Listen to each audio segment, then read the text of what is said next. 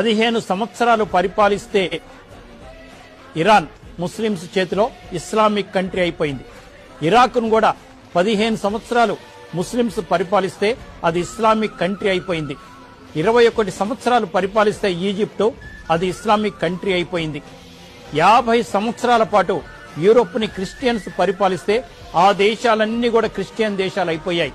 కానీ నా భారతదేశం, నా హిందూ దేశం 800 సంవత్సరాలు ముస్లింస్ పరిపాలించిన, దండయాత్ర చేసిన ఘోరీలు, గజనీ మహమ్మదులు, ఔరంగజేబులు, ఇటువంటి ముష్కరులు ఎంతో మంది దాడి చేసిన నిలబడింది హిందూ ధర్మం. 200 పైచిలుకు సంవత్సరాలు క్రిస్టియన్స్ పరిపాలించిన, పరాయి దేశస్తులు పరిపాలించిన, ఎక్కడ కూడా మారలేదు. అదే హిందూ దేశం నిలబడింది, హిందుత్వం నిలబడింది. హిందూ దేవతలు పాదాలు కూడా తాకని పరిస్థితి మనం కల్పించాం.